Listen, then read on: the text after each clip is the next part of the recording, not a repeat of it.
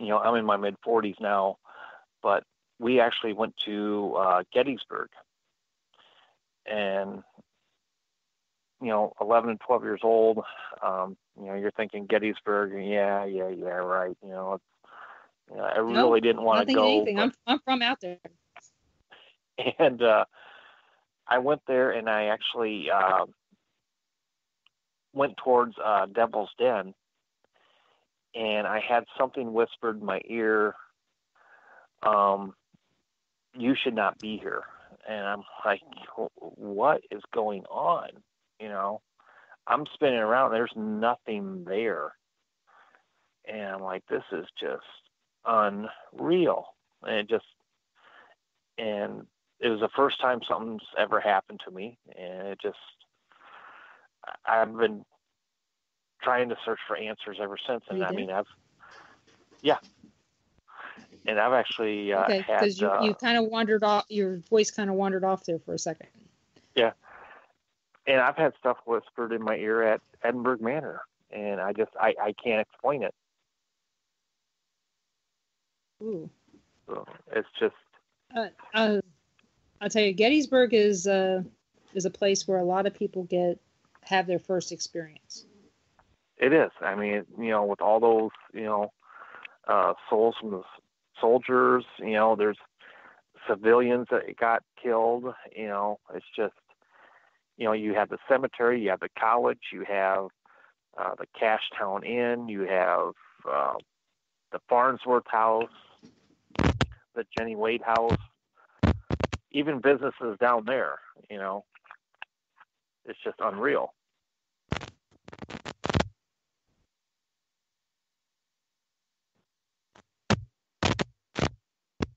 Still with me? Yeah. Okay. Yeah. I can keep talking. But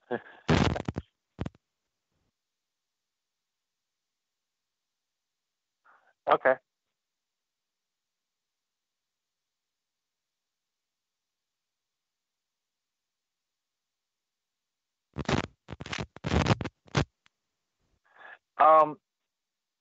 I was actually near the bottom. I wasn't really on the rocks themselves because they still actually will not allow anybody to go up onto or even on the battlefields themselves. You can walk right near them, but that's another place I want to go back for my third time. So it's neat. How long ago was I enjoy it.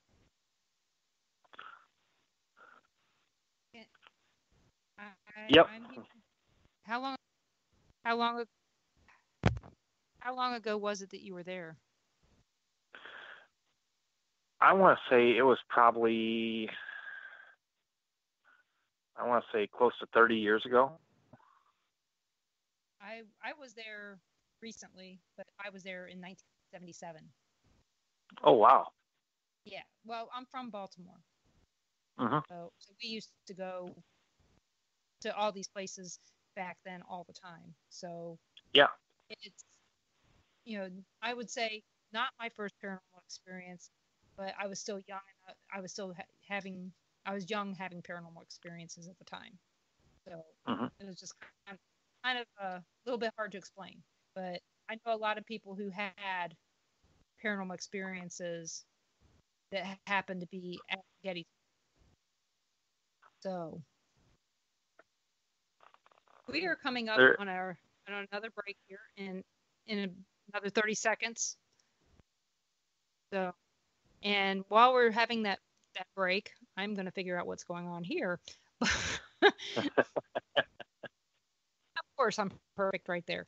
So, everybody, you're listening to WBHM Digital Broadcasting out of Birmingham, Alabama. We're going to take a 3-minute break here, and I want you guys all to think about any questions that you might have for the guest, because you don't have that much time left in reality, especially with the next commercial break coming up after that. So get those questions together, and we're gonna get a little bit hard on him and ask him a whole lot of questions and bombard him. So you're listening to WBHM Digital Broadcasting out of Birmingham, Alabama. Come back in 3 minutes.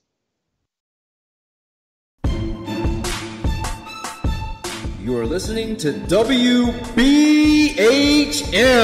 Digital Broadcasting, the best in paranormal talk, only on Paranormal Experience Radio.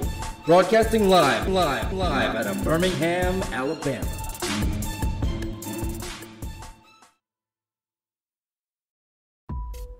Since 1948, Fate Magazine has brought you reports of the strange and unknown, all of them true.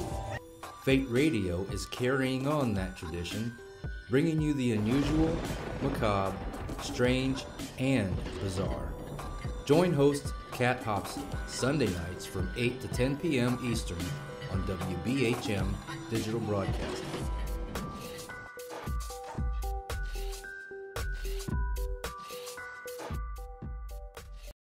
Son of a... Hey, son.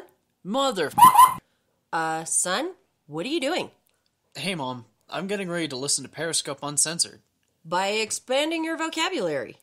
Well, it is uncensored. Son, the uncensored part of Periscope Uncensored is Jax and I getting down to brass tacks with all aspects of the paranormal. There's no fluff on our show. So, no off-color commentary? I didn't say that. Awesome! Son?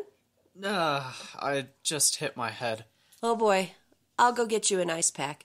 Catch Periscope Uncensored Thursday nights at 9 p.m. Eastern, only on WBHM Digital Broadcasting.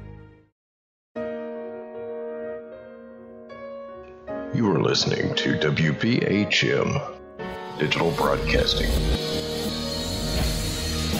The best in paranormal talk radio.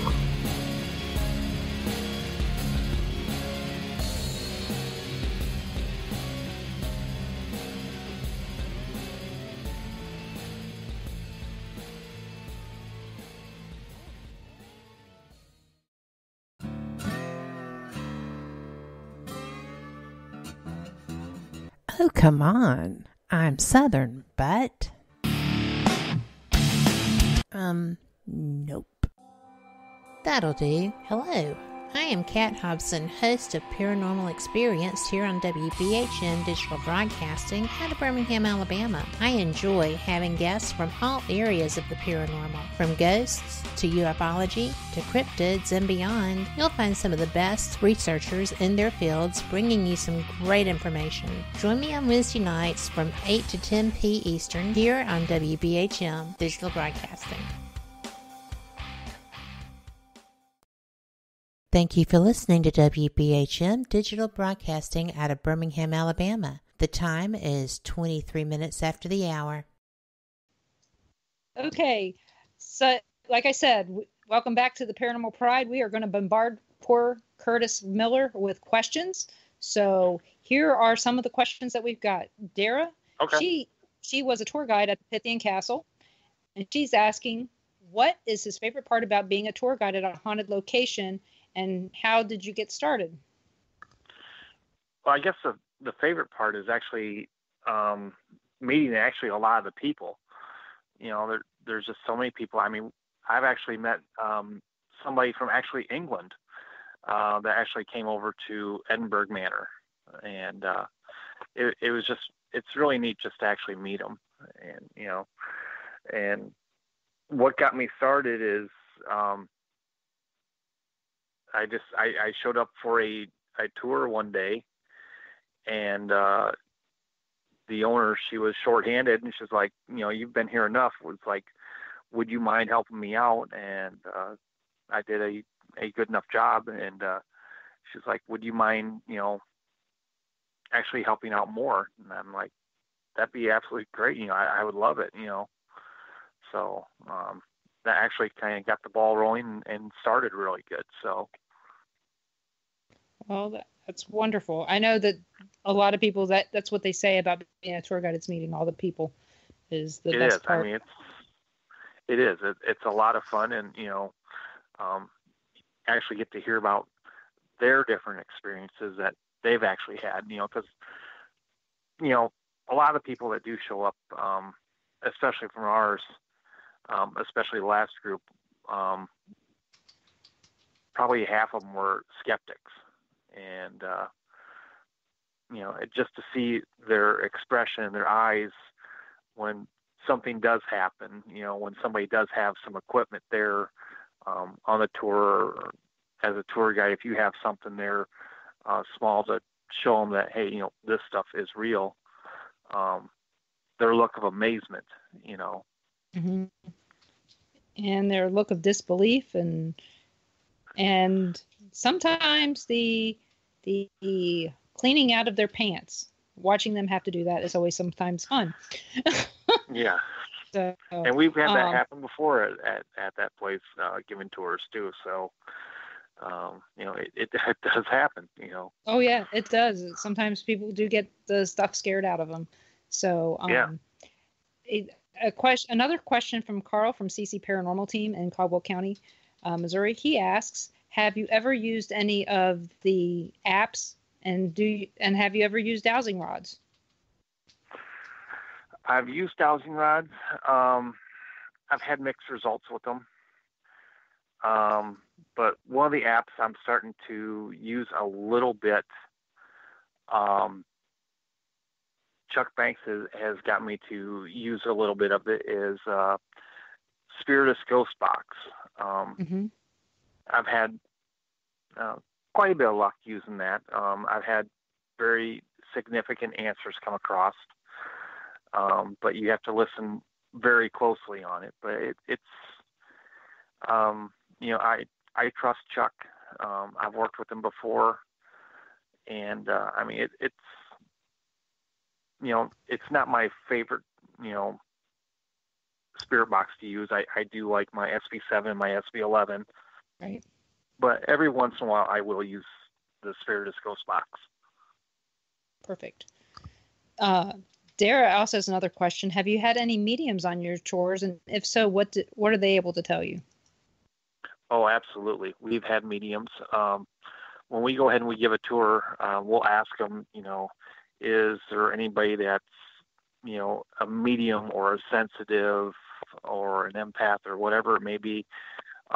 Yeah, we've had mediums on there, and there's actually some that actually will pull us off to the side after the tour, and it's like, this is what I got, and granted, some of our records we can't actually get a hold of because of, patient confidentiality laws and everything. We can only we only have maybe half of the records for the building, but they actually told us about another suicide that actually took place there.